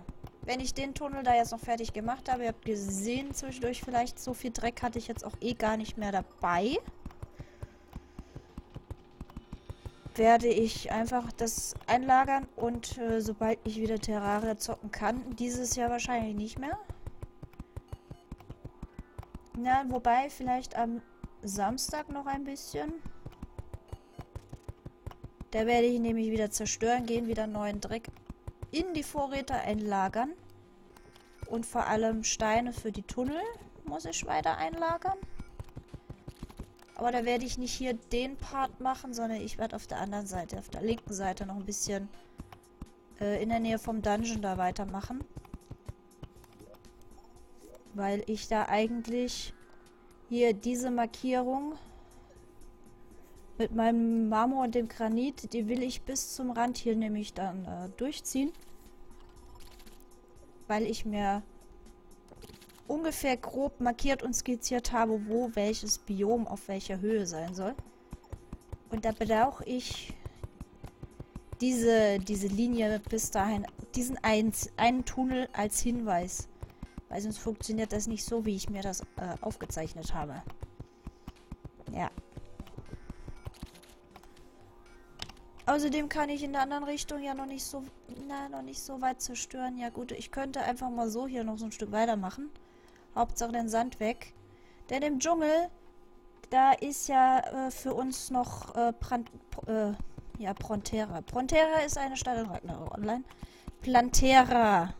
Der Plantera-Boss und der Lizard-Tempel mit dem Golem sind da noch nicht gemacht. Die wollte ich uns da noch aufheben, deswegen habe ich da nicht weiter zerstört. Ich kümmere mich deswegen halt hauptsächlich erstmal um die linke Kartenseite. Denn den Moonlord, den muss man ja dann sowieso später beschwören, weil ich den Dungeon sowieso schon andemoliert habe.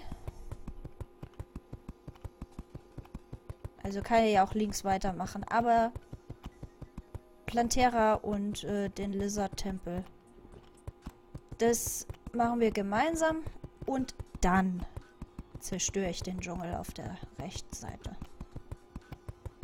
So lange lasse ich das Ganze noch heile. Aber damit wir wieder zusammenspielen können, müsst ihr euch erstmal noch weiterhin gedulden, bis ich einen neuen PC habe. Ein paar Bewerbungen habe ich auch noch mal abgeschickt. Vorgestern. Aber jetzt kommen halt die Feiertage. Ich erwarte da jetzt eigentlich erst einmal keine Antworten. Aber ja, wer weiß, vielleicht da gleich in der ersten Januarwoche, vielleicht ist da was.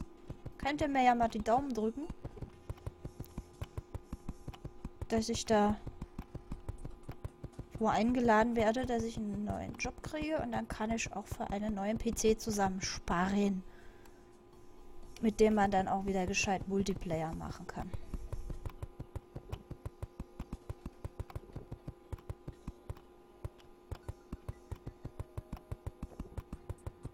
Also ein Geruckel wie bei unserem Arena Bauen, das muss echt jetzt nicht unbedingt nochmal sein. Das macht ja keinen Spaß. Außerdem habe ich da noch ein paar andere Sachen, die ich gerne mit euch im Multiplayer spielen möchte. Wo mein Rechner dann auch der Host wäre. Und er kann das Spiel selber ja noch nicht immer ohne zu Host spielen. Also der Dicke ist einfach alt. Aber er schaffte zumindest Paladins. Das Spiel schafft er recht ohne Murren. Nur das Streamen habe ich festgestellt. Was er rausschickt, das hat dann doch ein bisschen gehakelt. Muss ich mal gucken. Ich probiere gerade ein bisschen damit rum, den Chat und die Dashboard-Verwaltung vom Stream jetzt in Chrome laufen zu lassen, weil der Firefox doch ziemlich viel Arbeitsspeicher frisst. Der schaukelt sich immer wieder hoch. Das ist so ein Drecksack. Und dann frisst er so viel Arbeitsspeicher und Prozessorleistung und das beeinflusst dann natürlich alles andere. Deswegen, der Chrome, der läuft ein bisschen flüssiger. Und vor allem ein bisschen ressourcenschonender irgendwie. Ich habe deswegen jetzt auch die Sachen von YouTube dort drauf laufen lassen. Vor allem mit so Sachen wie YouTube-Videos und sowas schaukelt sich der Firefox in letzter Zeit immer wieder extremst hoch. Ich habe auch keine Ahnung. Ich kann aber auch den neuen Firefox nicht drauf installieren. Ich habe noch den alten. Was habe ich drauf? 56. Und die wollen ja jetzt mir immer den neuen andrehen, aber da laufen die Werbeblocker-Plugins nicht. Da muss ich erst einmal drauf warten. Denn ich habe keine Lust, 10 Minuten auf eine Seite zu warten, nur weil der erst einmal 50.000 Flash-Werbebanner laden müssen. Das kann ja wohl auch nicht sein. Wenn man nur um irgendwas zu lesen auf eine Seite geht und erstmal 10 Minuten darauf warten muss, weil er erstmal die ganze Werbung außenrum laden muss, bis dann überhaupt mal der Text kommt, den ich eigentlich lesen möchte, und ich bin ja nicht wegen der Werbung da drauf. Ich unterstütze lieber mal mit einer Donation, als mir 50.000 Werbung anzuschauen. Ganz ehrlich.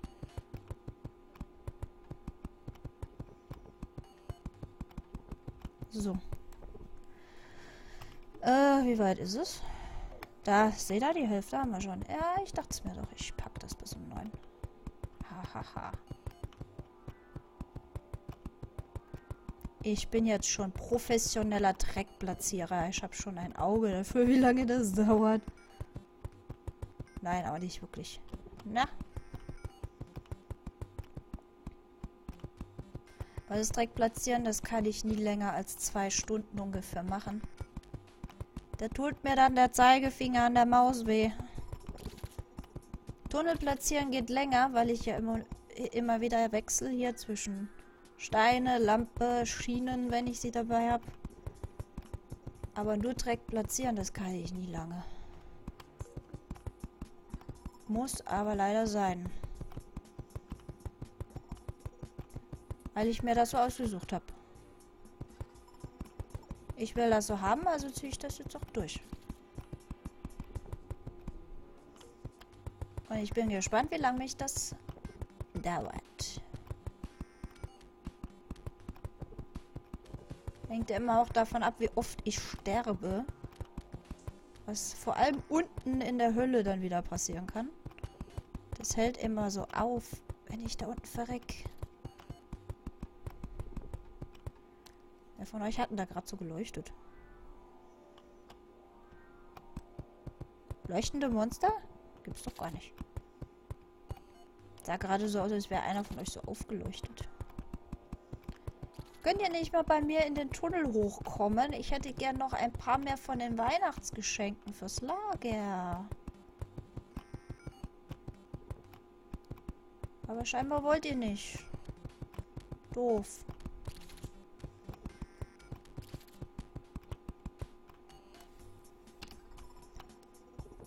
Da wollte ich eigentlich auch noch ein paar Geschenke sammeln, weil da immer diese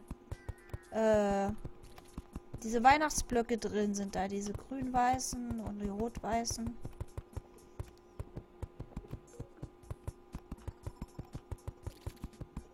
Je mehr ich mir von der Karte, auf der ich hier rumbaue, selber holen kann, desto besser. Ich möchte eigentlich nur möglichst nur das Nötigste von einer anderen Karte holen müssen.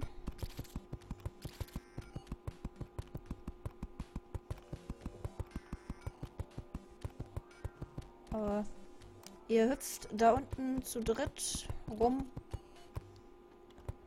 Nee, ich komme nicht extra für euch da runter. Ihr müsst schon zu mir kommen.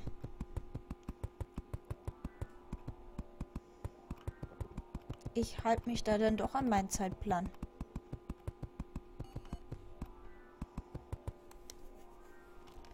Heute Morgen schon genug Zeit vertrödelt, indem ich nach dem Einkaufen mich da tatsächlich noch 20 Minuten hingestellt habe und in Pokémon Go eine Arena niedergehauen, weil ich auch gerne mal wieder da rein wollte, aber dann einer meinte, er müsse alle die ich gerade nicht aus der Arena gekickt habe, mit einer goldenen Himbeere hochfüttern. Wenn aber jemand schon seit fast 16 Stunden in einer Arena sitzt und damit schon zweimal seine 50 Münzen hätte, habe ich mir gedacht, nee, ich schmeiß euch da raus. Ich hätte auch gerne mal wieder Münzen. Weil im Kalten gehe ich nämlich gerade nicht so oft raus, um mich extra in eine Arena zu setzen. Da laufe ich höchstens zu dem Spielplatz davor, zu dem Pokestop. Und sorge zumindest für meine Pokestop-Reihe, aber für eine Münze müsste ich viel weiter laufen.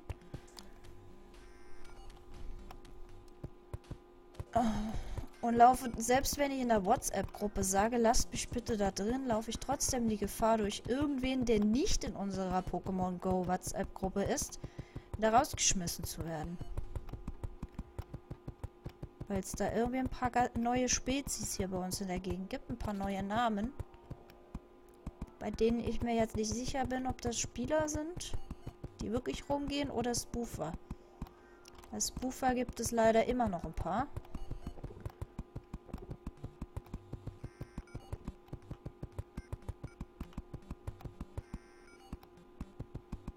Ja, ich weiß, es ist kalt. Ich gehe trotzdem auch raus. Ich spiele halt nicht ganz so viele, aber ich halte zumindest meine Serien.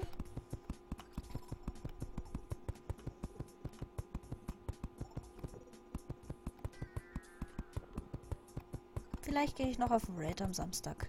Wenn was kommt. Wenn was kommt, was mich interessiert. Ich gehe nicht wegen jedem Carpador raus. Bin doch nicht bescheuert. So.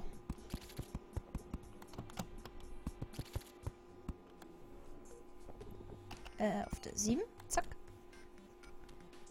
Gut, dann war es das mit der Dreckverteilerei. Da muss ich dann erst einmal weiter die Wüste weg. Sonst nerven mich die Djinns die ganze Zeit. Keine Ahnung, da ist der Hintergrund vom Dschungel. Also da irgendwo ist es dann wohl wieder. Was halt nicht schon wieder vergrimsend ist. Ich weiß halt nicht, wie es dann noch weitergeht. Plantera-Knollen sind trotzdem ein paar da. Die habe ich ja übergelassen. Da war eine. Die habe ich gelassen. Was ist das? Ach, nur Blinkroot. Hier war, glaube ich, gar keine. Doch, hier. Nee, das sind... Ah, nee, das sind noch ein paar Crimson Hearts. Die sind von dem Crimson da übrig geblieben. Das ist aber grau. Das ist Pearl. Was ist das? Ein Bienennest. Ja, irgendwo ist auch noch der Beehive von dieser Karte da drin. Ich glaube nicht, dass das Crimson den zerstört hat. Also da ist noch was zu erkunden für uns.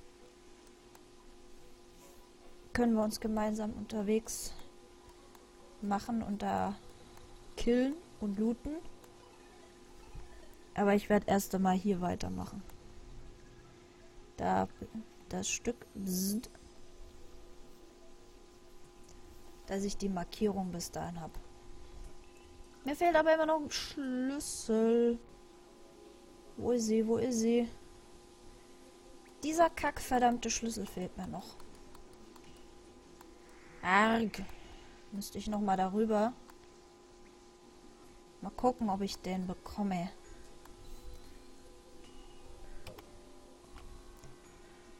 habe einen Haufen Schlüssel, aber nicht den. Das ist zu kotzen. Frozen, Hollow, Crimson. Hier 15 Crimson. Aber keinen Jungle. Also zum Kotzen.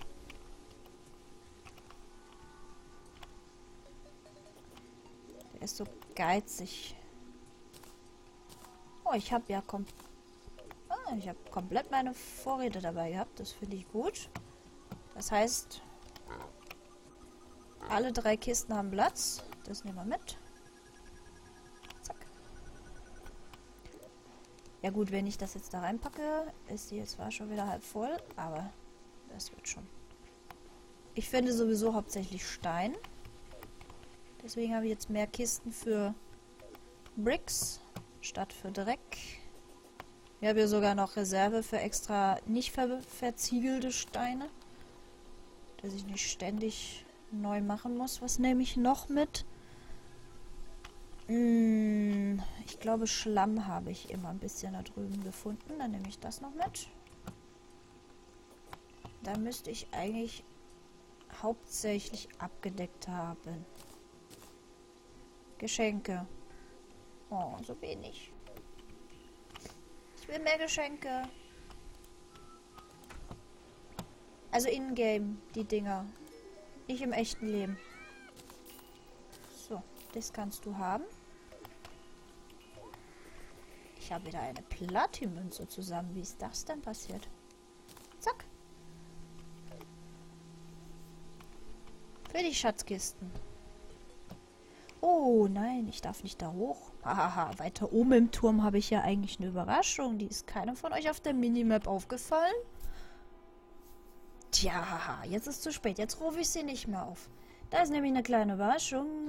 Zu der gibt es aber mehr im Januar.